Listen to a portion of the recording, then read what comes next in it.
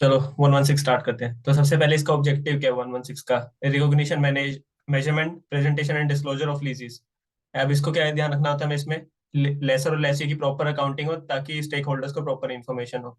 और हमें सारी relevant facts and circumstances consideration में रखनी पड़ती है। कि जैसे हम जब लीज की डेफिनेशन चेक करें कि वेदर लीज है या नहीं है, स्कोप आउट में है कि नहीं है, तो हमें सारी चीज ध्यान रखनी होती है। फिर स्कोप के अंदर अब स्कोप आ गया, तो इसमें क्या होता है? सब लीजेस पे अप्लाई होगा इंक्लूडिंग सब लीज। सब लीज पे भी होगा एक्सेप्ट जो 106 की हो। मिनरल्स की अगर लीज हो रही हो तो वहां 106 की अकाउंटिंग लगती है स्पेसिफिक। बायोलॉजिकल एसेट्स की है तो वहाँ इंडेक्स 41 लगेगा स्पेसिफिक। सर्विस कंसेशन एग्रीमेंट जो 115 के अपेंडिक्स में गिवन है, तो उस पे उसका रेलेवेंट अपेंडिक्स लगेगा। लाइसेंस ऑफ इंटेलेक्चुअल प्रॉपर्टी है, उसके इसमें 115 की अकाउंटिंग लगेगी, नॉट ऑफ 116। और अगर एलएससी ने राइट सेटल कर रखे हैं of licensing arrangements, motion film, video recording, manuscript, patent and copyrights, तो उस केस में इंडेक्स 38 की अकाउंटिंग लगती है। वो भी खाली इंटेंजिबल, सारी इंटेंजिबल एसेट्स की नहीं, मोस्टली वैसे इन्हीं इंटेंजिबल एसेट्स की होगी।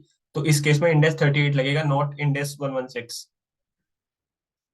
नाउ अब इसके अंदर आप ध्यान रखेंगे रिकॉग्निशन एग्जामिशन सबसे पहले। अब दो यहाँ पे दो रिकॉग्निशन है, शॉर्ट टर्म लीज की और लो वैल्यू एसेट की। शॉर्ट टर्म लीज क्या होती है? जिसका लीज टर्म 12 मंथ और उससे लेस है वहां पे।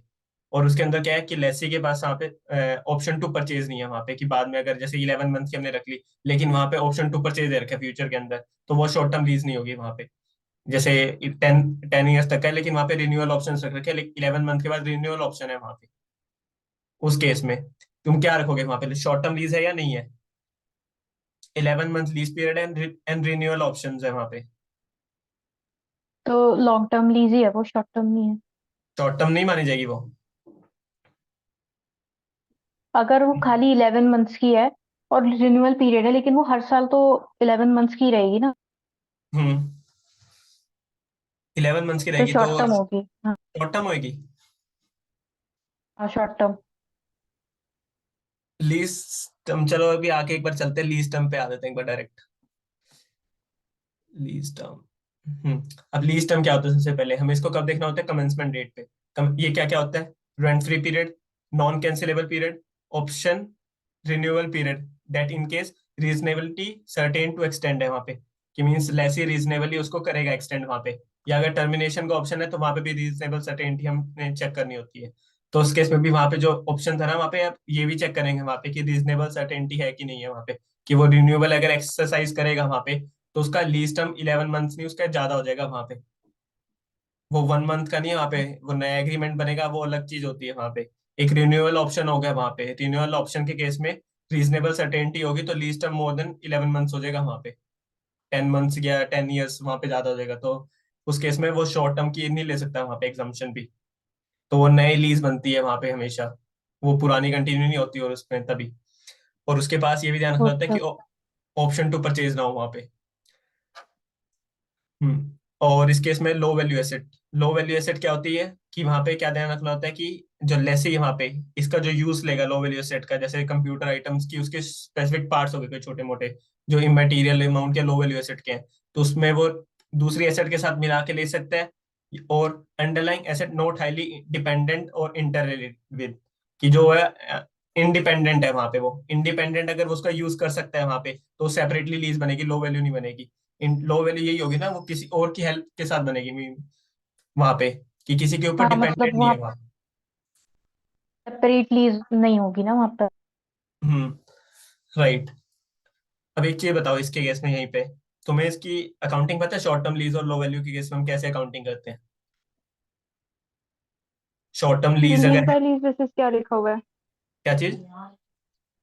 रिलीज बाय लीज बेसिस क्या लिखा हुआ है? लो वैल्यू एसेट को लीज बाय लीज बेसिस देखते हैं, मींस जो भी लीज एग्रीमेंट बनेगा ना एक पार्ट का भी, तो हम पार्ट बाय पार्ट देखेंगे, ऐसे नहीं है कि हर अलग अलग को इकट्ठे हम कॉम्बाइन करके एक देखेंगे वहां पे।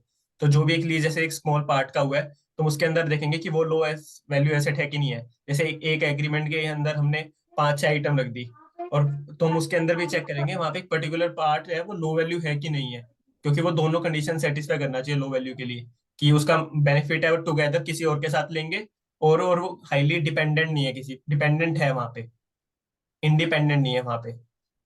ये हमने ध्यान रखना है यहाँ पे लो वैल्यू एसेट के लिए। क्योंकि अगर वो दूसरे के साथ यूज हो रहा है तो हम उसके साथ कंपाइल कर सकते हैं ना, वहाँ पे कॉम्बिनेशन ऑफ कॉन्टेंट वो भी हो सकता है ना वहाँ पे। और अगर इंडिपेंडेंट है तो वो लो वैल्यू में नहीं जाएगी? नहीं, उसको फिर separately as a lease account for करना पड़ेगा हमें। ठीक है। हम्म। तुम्हें इसकी अकाउंटिंग पता है यहाँ पे शॉर्ट टर्म लीज के केस में कैसे करते हैं? तो रेंट की तरह होती है ना इसकी शायद? हम्म। शायद ऑपरेटिंग लीज ही माना जाता है ना इसको। Operating lease. अच्छा। एक चलो साथ साथ क्वेश्चन करने हैं बाद में करने, बताओ। मैंने एजुकेशन मटेरियल के थोड़े इंपॉर्टेंट क्वेश्चन थे ना, वो मैंने हाईलाइट कर लिए थे। हम्म। साथ साथ ही देख लेते हैं। ऐसा देखने, okay. Students study education material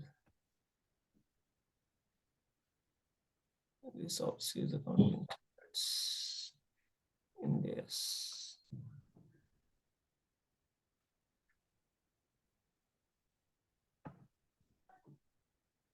ये एजुकेशन मटेरियल क्या है रे? ये मेंबर्स के लिए क्वेश्चंस होते हैं वहाँ पे, क्लैरिफिकेशंस। अरे हमें ये भी करना है?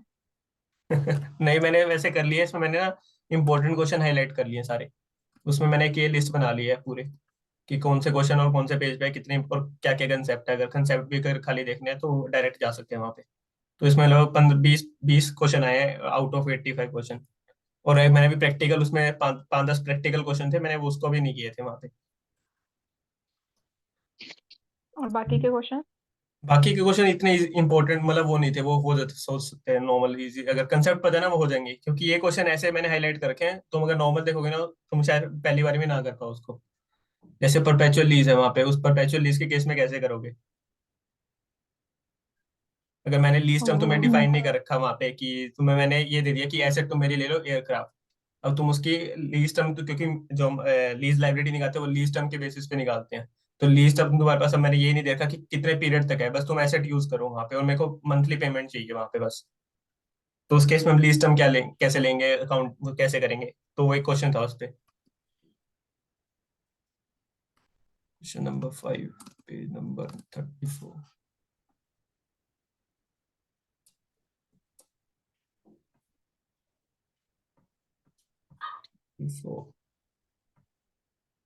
ये रहा, रीड करोगे एक बार खुद साथ साथ इसको? ये रहा,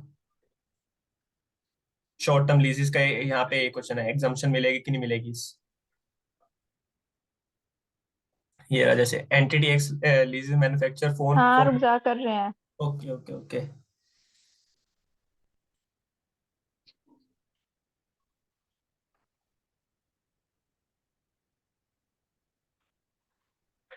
सिग्निफिकेंट उसकी कॉस्ट नहीं है, हम्म। और क्या नाम है, वो इजीली रिप्लेस करी जा सकती है, तो उसका कॉस्ट काफी कम है उसके मतलब, हाँ कॉस्ट का कम है उसकी। अगर उसको रिप्लेस करना होगा तो उसमें ज्यादा दिक्कत नहीं आएगी। हम्म। तो आई थिंक ये होनी चाहिए कि ये शॉर्ट टर्म लीज हो। होगी। ये वाला ये रीड किया भी आगे। हाँ इसमें डिफरेंट हाँ हो जाएगा, बिकॉज उनको एक्सपेक्टेशन होगी 3 साल की, तो वो लॉन्ग टर्म में आ जाएगा कि वो कंटिन्यू करते रहेंगे। Okay. Not expected to terminate. Read this para. अभी अभी ऐसे बोल रहा है, दोनों का उल्टा आंसर पाएगा। नहीं। पहले वाला तो ठीक कहाँ है? था। ये तो 6 क्वेश्चन आ गया। ये रहा ये वाला। हाँ ये मैं यही वाली। कहने वाली थी कि इसी का ही स्टिल आंसर है क्या? स्टिल जो टर्मिनेशन क्लॉज है, अगर वो चेंज नहीं होता तो भले ही वो उनकी कोई भी एक्सपेक्टेशन होगी, नॉन कैंसिलेबल पीरियड 1 साल ही रहेगा। राइट। ये यहाँ ओ पे ये ध्यान रखने का था इसमें। ऊपर वाला तो फिर भी इजी था वहां पे कि नहीं होगा, लेकिन जब नीचे डेवलपमेंट का लिख दिया ना वहां पे कि 3 इयर्स लग सकते हैं और एक्सपेक्टेड है, यहाँ पे कंफ्यूजन क्रिएट हो सकती थी। और हमें ये ध्यान रखना तो है यहाँ पहले पे। वाले का भी आंसर दिखा दे, दोनों पढ़ लेंगे। बाकी बीच में उन्होंने प्रोविजन पैरास कोट कर देते हैं ना, वो लीज टर्म का, शॉर्ट टर्म लीज का। ये रहा कि ऊपर 12 ऊपर मंथ से पढ़ लीज। लेते हैं, एक बार रिवाइज हो जाएगा। ओके। सबसे पहले नॉन कैंसिलेबल का है, मैं हाईलाइट जल्दी से बता देता हूँ। जैसे लीज टर्म इस केस में क्या हाँ है, हाँ। नॉन कैंसिलेबल पीरियड का बताया है। ऑप्शन टू एक्सटेंड जो भी हमने देखा था ना वहाँ पे, कि ऑप्शन टू एक्सटेंड क्या है, उसके आगे भी वैसे नीचे आगे बहुत हमें डिटेल चेकिंग करनी होती है कि पेनल्टी है या नहीं है, वो भी आगे अभी लीस्ट टर्म की और डेफिनेशन करेंगे, वहां पे भी करेंगे उसको कि रीजनेबल, बस मेन यहाँ पे है कि रीजनेबल सर्टेनिटी हमें चेक करनी होती है कि वो एक्सटेंड करेंगे नहीं करेंगे वहां पे। फिर शॉर्ट टर्म लीज की वो दी है वहां तो पे कि वहां तो 12। थी ना रीजनेबल सर्टेनिटी, क्या? Period covered by an option to terminate the lease if lessee is reasonable certain not to exercise. मतलब यहाँ वो टर्मिनेट नहीं कर रहे तो लॉन्ग टर्म में नहीं जाना चाहिए। नहीं नहीं, एक्सपेक्टेड है कि डेवलपमेंट है, डेवलपमेंट से उससे कोई डील नहीं होता। जैसे कैंसिलेबल लीजेज है ये यहाँ पे कि नॉन कैंसिलेबल पीरियड है तो ऑप्शन किसके पास है यहाँ पे, तो हमें वो सारी चीजें चेक करनी होती है जो रीजनेबल सर्टेनिटी है ना, उसके लिए भी ये सारी चीजें, ये 5 फैक्टर्स हैं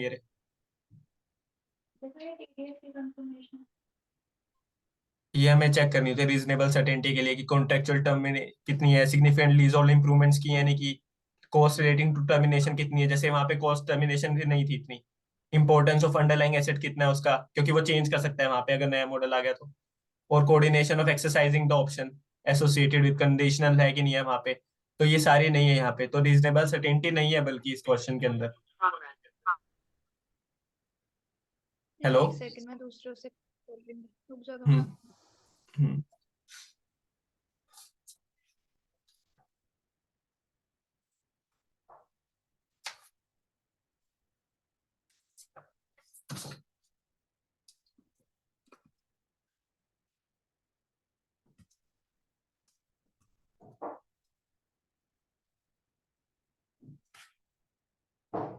क्वेश्चन 38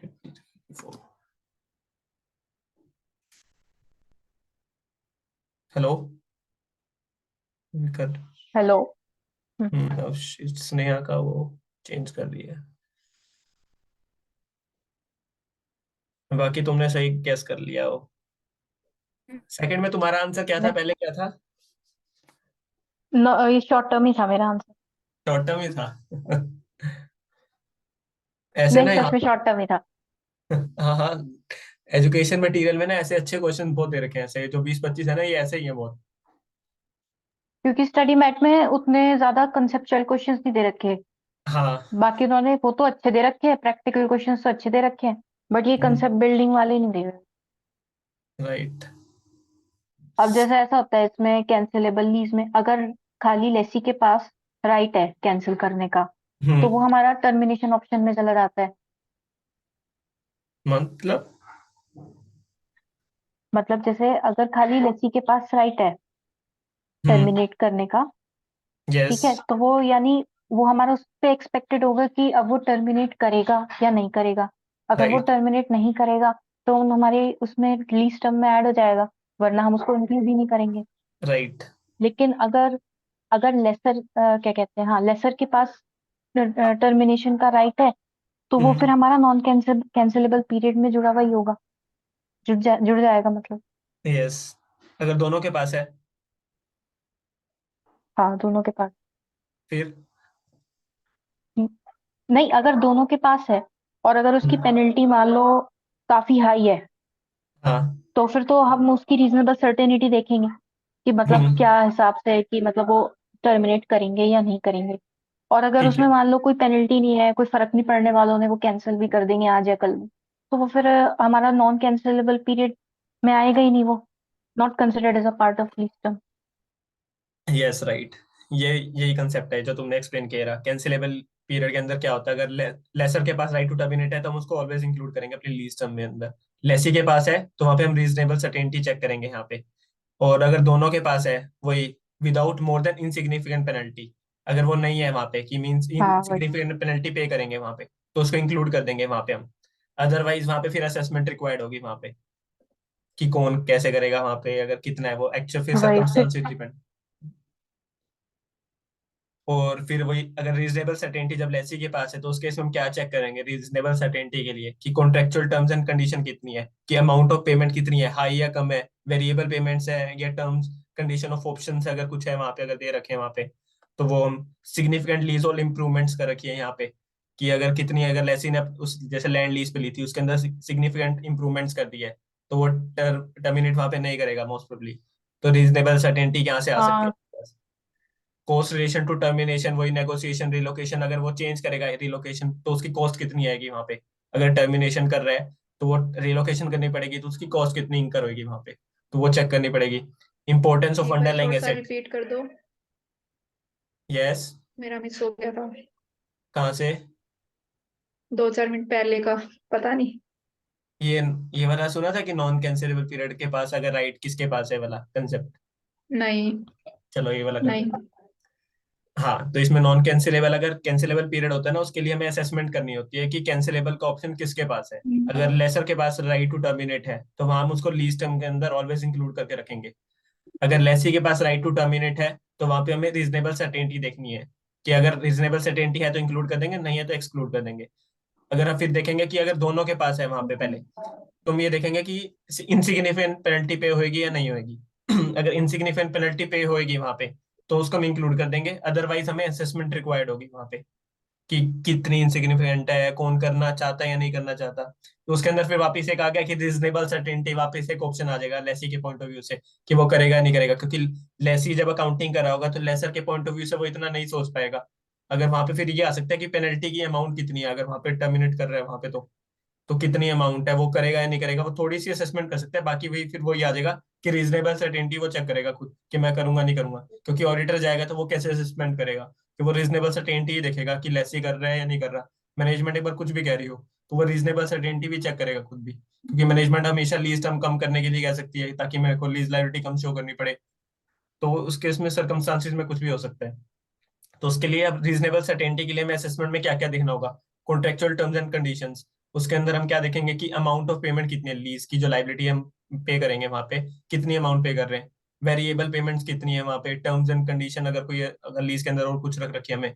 नेक्स्ट, सिग्निफिकेंट लीज और अगर इम्प्रूवमेंट कर दिए, जैसे किस गवर्नमेंट से हम ऐसे जो लेसर लेसी था उसने एक लैंड एक्वायर करी थी, अब उसके अंदर उसने सिग्निफिकेंट इंप्रूवमेंट्स कर दी है। जैसे एक प्रैक्टिकली भी केस भी हुआ था ये कि नोएडा वाली उससे ना होटल एक और लैंड लिया था और उस पे ताज ताज नाम से एक होटल था, उसने अपना होटल कंस्ट्रक्ट कर दिया था पूरा वहां पे।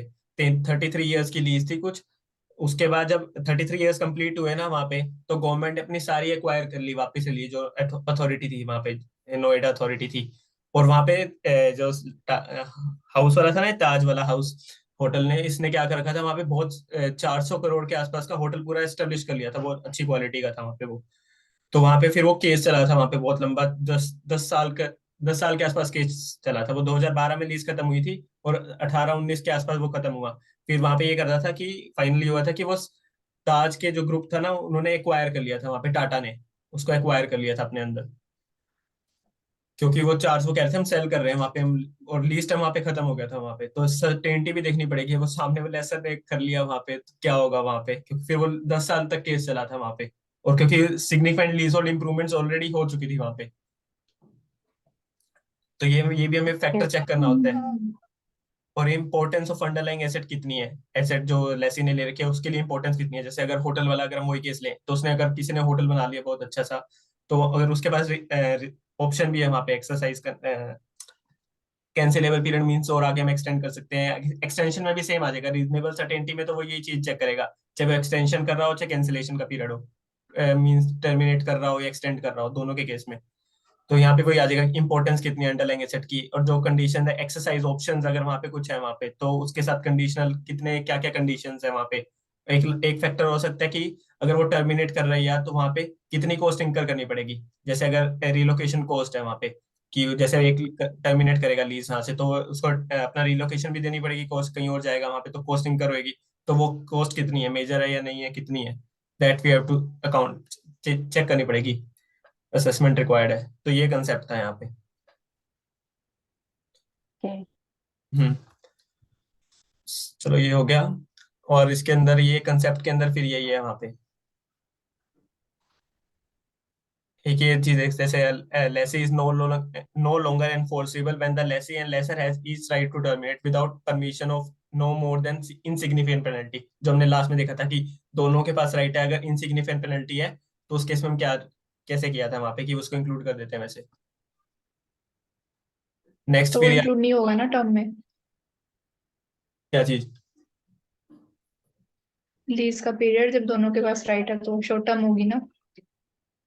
अभी तो बोला था वहां पे वो चेक करना पड़ेगा कि इनसिग्निफिकेंट पेनल्टी पे होएगी नहीं होएगी। नहीं उस क्वेश्चन में। हाँ जो इस क्वेश्चन में है यहाँ पे क्या दे रखा था इन्होंने, without penalty on each anniversary on lease commencement date, without incur penalty वहां पे नहीं करनी पड़ेगी उन्हें। मतलब शॉर्ट टर्म हुई। हाँ और वो ये कमेंसमेंट डेट पे एंटिटी को असेसमेंट करनी होती है कि वो रीजनेबल सर्टेनिटी है या नहीं, जो मैंने रेलेवेंट फैक्टर्स देखे थे वो सारे होते हैं।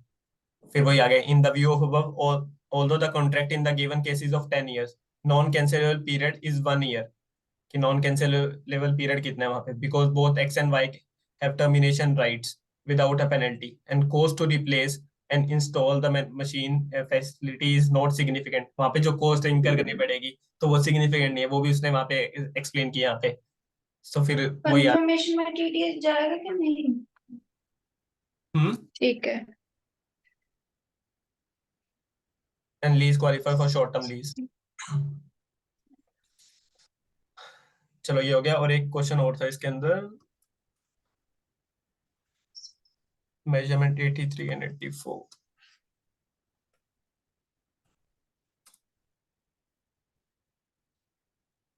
ये रहा। इतनी बेसिक अकाउंटिंग पता है ना वैसे, कि लीज लायबिलिटी उसकी कैसे करनी होती है हमें। हाँ हाँ टीडीएस बस भूल रखे हैं ये बात अलग है। कंफर्मेशन में हम अभी एक बार फीस और डंप वाला भेजते हैं, 6 years भी नहीं जाती और फॉरेक्स भी नहीं जाता। Hello, hello. ये मेजरमेंट वाला नहीं है, क्वेश्चन आवाज। नहीं है, नहीं है। 38 क्या करना है, रीड करो। मेजरमेंट क्वेश्चन करना है। हाँ छोटा सा क्वेश्चन, एक बार इसके अकॉर्डिंग बताओ क्या कैसे करोगे इसको।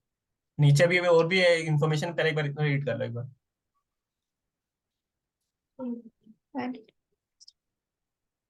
इसका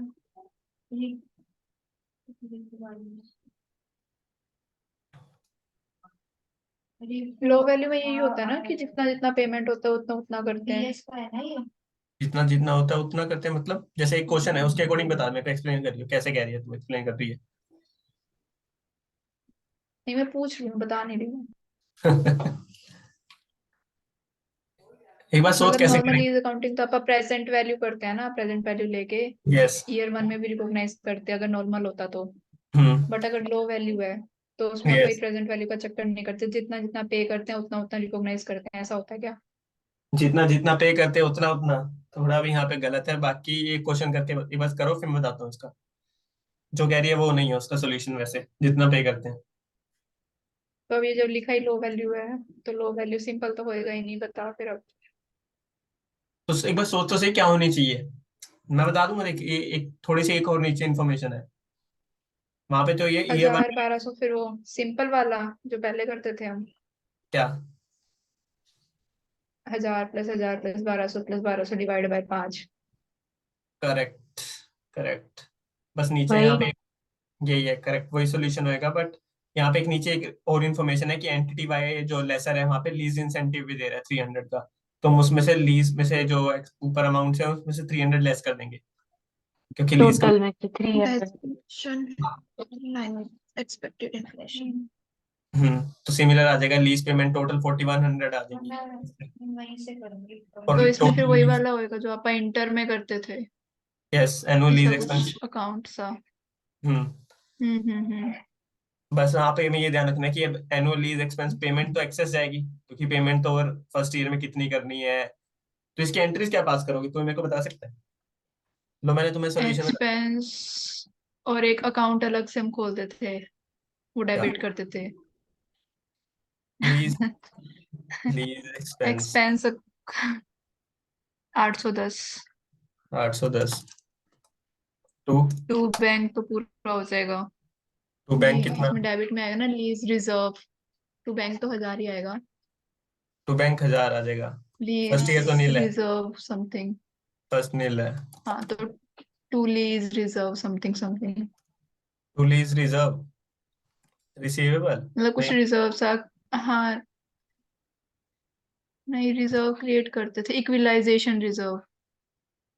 लीज इक्विलाइजेशन रिजर्व इंटर में करते थे। यहाँ पे तो कुछ। अभिषेक क्या होगा यहाँ पे अकाउंटिंग एंट्री? ये लीज पेबल में रिकॉर्ड करोगे क्या? लीज पेबल के अंदर? ना, पेबल तो है ही नहीं यार अभी कुछ। नहीं तो इसको पीएनएल में डाल दो ना। क्या पीएनएल नहीं, में तो प्रॉफिट एंड एक्सपेंस, लॉस में कैसे डालोगे? वो तो हाँ लीज एक्सपेंस चला जाएगा। जब उसका लीज एक्सपेंस बना हुआ है तो उसका जो एक्सपेंस क्लोज करेंगे वो पीएनएल के अंदर चला जाएगा। हाँ, वो तो पे and L two lease expense बाद में होएगा। हाँ, तो यहाँ पे भी तो डालेंगे हम। टू बैंक फर्स्ट ईयर के अंदर नील था, तो कहीं ना कहीं टू में पार्क करोगे उसको। सिंपल सा है। लेसर को पे करोगे ना, तुम्हें तो लेसर को पे हाँ करना है। मैं इतनी देर से लेसर ही सोच रही थी, मुझे लगा कुछ और होगा, कुछ और होगा। तुम लेसर को अकाउंट फॉर करते रहोगे 810 से, सिंपल। और जब नेक्स्ट ईयर में जब पेमेंट करोगे इसे नॉक ऑफ करते रहोगे यहाँ से, क्योंकि नेक्स्ट में 18, हाँ रिवर्स कर। क्योंकि नेक्स्ट ईयर क्या है, सेम एंट्रीज पास करोगे 810 से। और लेसर का वहाँ बैलेंस कितना होगा, 1620, और पेमेंट हम करनी है 1000, तो सिमिलर वहां से हम नॉक ऑफ करते रहेंगे फिर। और ओके। लास्ट में जाके वो क्लियर बैलेंस हो जाएगा। यस, ये था बस इसके अंदर। फिर अब नेक्स्ट आते हैं अब हम। तो डेफिनेशन देखते हैं फिक्स पेमेंट्स के अंदर क्या होता है। जैसे आगे भी आ जाएगा जब हम लीज लायबिलिटी के अंदर फिक्स पेमेंट्स वहां पे देखेंगे क्या क्या होता है। फेज वेरिएबल पेमेंट की payment from lessor to lessee और ROE asset excluding variable payments होती हैं। सिंपल इसकी डेफिनेशन है। Gross investment in lease lessor recognise करता है, वो क्या करता है, lease payment receivable by lessor under finance lease and UGRB. IDC क्या होता है? यार थोड़ा आईडीसी, एक्सप्लेन तो कर, भूल गई मैं ये सब। अरे ये आगे आएगा, अभी तो हम बेसिक डेफिनेशन है। अभी लेसर की जब अकाउंटिंग करेंगे वहां पे अनगारंटेड रेजिडुअल वैल्यू अगर कितनी है वहां पे, लीज पेमेंट जो लेसी उसको देगा अंडर फाइनेंस लीज, क्योंकि उस केस में ग्रॉस इन्वेस्टमेंट वो तभी ठीक है, रिकॉग्नाइज ठीक है, करेगा। ठीक है, चलो चलो। हम्म। चलो फिर चलो। इनडायरेक्ट इनिशियल डायरेक्ट कॉस्ट क्या होती है, जो लीज को ऑब्टेन करने के लिए जो उसे इंक्रीमेंटल कॉस्ट पे करनी पड़ती है लेसी को, तो उस केस में वहां पे फाइनेंस जो वो। लेकिन यहाँ पे एक एक्सेप्शन है, कॉस्ट बाय मैन्युफैक्चरर और डीलर लेसर, ये आगे भी आएगा, मतलब उसके अंदर हम डील करेंगे स्पेसिफिकली जब मैन्युफैक्चरर डीलर लेसर की अकाउंटिंग आएगी। नेक्स्ट आ गया इंटरेस्ट इम्प्लिसिट इन लीज। इसकी अब कंप्यूटेशन कैसे करनी होती है, नॉर्मली अगर क्वेश्चंस के पर्सपेक्टिव से देखें वहां गिवन होगा अगर इंटरेस्ट अगर इम्प्लिसिट है। अदरवाइज हम क्या कैसे लेंगे, लीज पेमेंट्स एंड यूजीआरबी, और जो फेयर वैल्यू ऑफ जो आईडीसी अगर पे हुई है, तो दोनों को इक्वेट करके हम एक तो रेट कंप्यूट कर देंगे अपना। आईआरआर निकाल। राइट। इंक्रीमेंटल बोरोइंग रेट क्या हो गया, वहां पे अगर लेसी अगर सेम बोरो करे जो अमाउंट जैसे उसने बोरो की है वहां पे, rate that lessee would have to pay to the borrower over the similar lease term and similar security. जैसे अगर वो जैसे मान लो लेसी ने एक अंडरलाइंग एसेट ऑब्टेन की 1 करोड़ की, तो 1 करोड़ अगर वो सिमिलर अगर बाहर से बोरो करेगा तो उसे वहां पे और सिमिलर टर्म के पीरियड के लिए, जैसे 10 साल के लिए उसने लिया है वो एसेट, तो 10 साल में अगर वो 1 करोड़ पे करेगा तो कितना रेट पे करेगा वहां पे। और अगर उसने कोई कोलेटरल भी दिया है सिक्योरिटी डिपॉजिट, तो उसकी भी हम कंसिडरेशन अंदर रखेंगे वहां पे, तो उसके अकॉर्डिंग क्या रेट अगर पे करना हाँ, पड़ेगा। सिमिलर टर्म्स एंड बिल्कुल। ठीक है। राइट। इम्प्लिसिट रेट हम उसका लेते हैं ना, लेसर का, अकाउंटिंग यस। के पर्पस के लिए। राइट। और आईबीआर उसका लेते हैं, लेसी का। लेस क्या, क्या, दोबारा बताना। इंटरेस्ट रेट जो किसका लेते हैं? इम्प्लिसिट, हाँ, अक्षय किसका लेते हैं interest rate implicit? Implicit interest rate हम लेते हैं लेसर का। राइट, क्योंकि इसके अंदर हमने यूजीआरवी एंड लीज पेमेंट्स लिए हैं, मींस वो हमने क्या लिया, ग्रॉस हाँ, इन्वेस्टमेंट्स और फेयर वैल्यू क्योंकि ऑफ आईडीसी। बेसिकली हाँ, लेसर अपना रिटर्न चाहेगा ना लीज पेमेंट्स में। ये, हम्म। राइट। और incremental borrowing rate lessee point of view से। तो हम लेसी का लेते हैं। अब नेक्स्ट क्या की नेट इन्वेस्टमेंट इन लीज, जो हमने ग्रॉस इन्वेस्टमेंट लिया उसको इंटरेस्ट रेट इम्प्लिसिट से डिस्काउंटिंग कर देना। Next earn and finance income क्या हो जाएगी, ग्रॉस इन्वेस्टमेंट और नेट इन्वेस्टमेंट का डिफरेंस हो हाँ। गया। नेक्स्ट रेजिडुअल वैल्यू क्या होगी, जो एसेट की रियलाइजेशन से हम जो बाद में एश्योर कर रहे हैं कि मैं तुम्हें इतने पे कर दूंगा वहां पे, वो रेजिडुअल वैल्यू आ जाएगी, जो हम्म। ऐसी मतलब कर रहा है कि मैं गारंटी कर रहा हूँ वहां पे कितनी मैं तुम्हें पेमेंट कर दूंगा बाद में। तो ये हो गया, बाकी हम लेसर अकाउंटिंग आएंगे तब साथ साथ देख लेंगे। बाकी एक इस सेशन का होने वाला है और ये 10 मिनट का गैप होएगा बीच में। हम्म, इस इतने टाइम में मतलब गैप क्यों? वो ये जूम के अंदर इन्होंने नया किया है, एक मीटिंग के बाद 10 मिनट का गैप होएगा। हाय हाय। इतने में क्या कर सकते हैं मैं वही बता रहा हूँ। आइडेंटिफाइड एसेट कर रखे तुमने? आइडेंटिफाइड एसेट, हाँ। उसके एक बार देख लो, मैं अभी तुम स्टार्ट करना जो भी, अर्शी या स्नेहा